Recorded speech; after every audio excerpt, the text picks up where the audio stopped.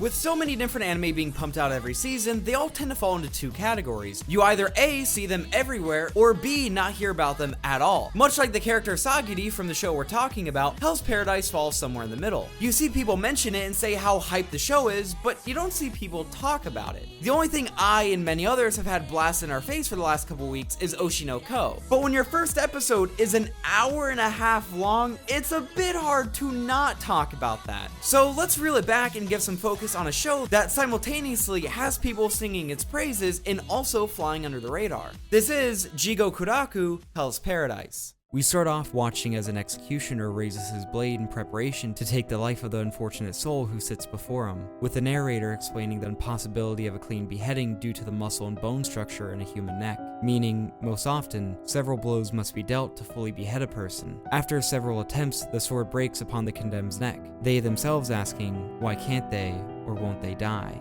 The answer, most likely, the sword was not as sharp as the edge of this scene. Oh, it just bleeds edge. No circles, no ovals, just edge. Through a couple more failed attempts of execution, the prisoner, who we find out is named Gabimaru, tells of his background in life to the inspector, who's actually a ronin of the Yamada clan, Yamada Asaemon Sagiri. Gabimaru tells her how his parents were killed when he was a baby by the village chief, he was married to the chief's daughter, he was captured because he wanted to leave the village, and that he wants to die. To which she replies, after a couple more failed execution attempts, Gabimaru asks why he won't die, and that he should be empty and not have any lingering attachments. Sagiri answers him with the ultimate response to any nihilist, by killing him. To which Gabimaru replies, you got me, I love my wife, I want to live. And from there, the rest of the story takes place. Sagiri offers Gabimaru the chance to be pardoned for his crimes if he can bring back the elixir of life from Shinsenkyo, which is conveniently southwest beyond the Ryukyu kingdom. I say chance because not only is this a difficult task, but he has to compete against other prisoners condemned to death like he was to get it.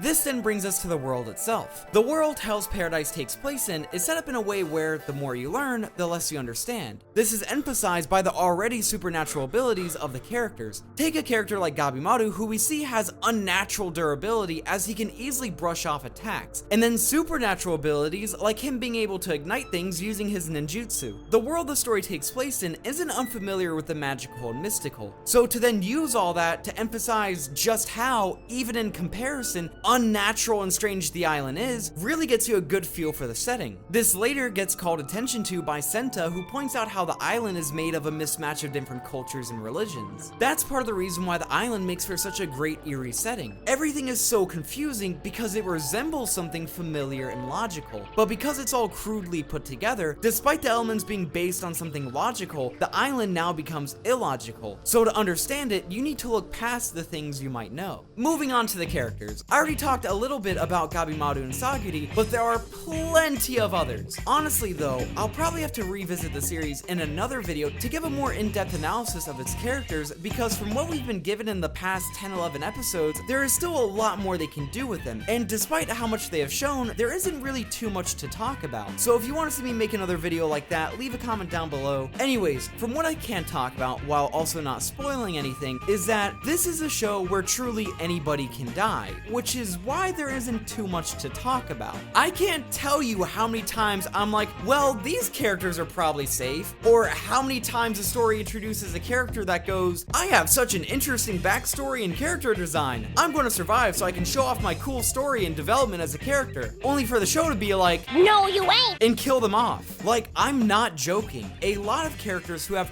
tons of potential in terms of development and are super interesting don't even make it past the third episode. It was to the point where I thought they were killing off so many characters early on to have it be a twist to like, oh, you thought they were dead, but they're still alive, or the island took control of them. But no, after a couple episodes, they just never showed back up, making me realize, oh no, they're dead. After coming to that conclusion, I began thinking, man, they're killing off so many characters. I wonder how many chapters there are. The last thing I want to mention is that I'm not the biggest fan of MAPPA. Saying that, I can already hear the angry comments and tweets, but just hear me out. I'm about to mention something that everyone acts like it's the boogeyman of anime. That the second you hear these 3 letters, it's so over and the anime is horrible. CGI. Now, there are 2 sides to the conversation involving CGI. One side where people are abhorrently against it. There is no place for it in anime, and if there is CGI in any form, they will complain about it. The other side are people who complain about the people who complain about CGI. I, like Sagiri, fall in the middle. I think there is a place for CGI in anime, as it can help allocate budget for more important scenes. I care less about random background characters being animated than I do important scenes being animated. If CGI can help cut costs or save production time to make sure that the important scenes get the attention they deserve, then I'm fine with the use of CGI for more minor things. I don't think Demon Slayer fans care that in season 1 they used CG to animate Tanjiro walking in a wide-angle shot more than they cared about his fight against Urui. At the same time, the overuse of CGI or using it as a centerpiece for scenes where it's the main focus can cause those scenes to look cheap or just not good, which is a problem MAPPA has. In the case of Hell's Paradise, I think they nailed it. The art style is very fun, but I mainly want to talk about the coloring. The colors they used really stands out, which I think is very important to making the island feel as mysterious and mystical as it should. Part of the reason why I'm not the biggest fan of MAPPA's style sometimes is that everything can feel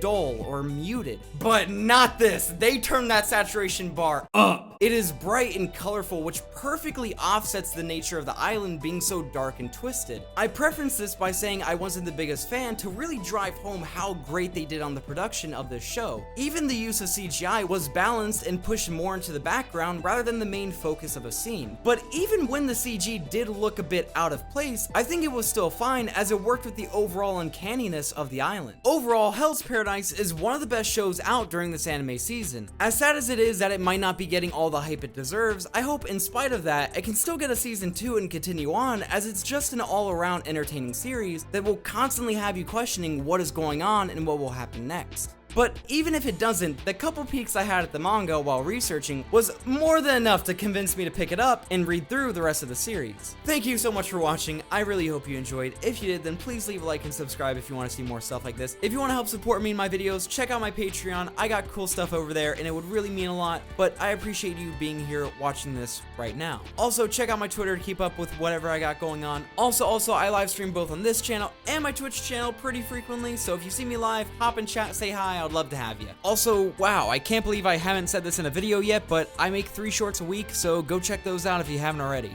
Anyways, thank you so much for watching. I really hope you enjoyed. If you haven't already, watch the anime, read the manga. I'll see you in the next one.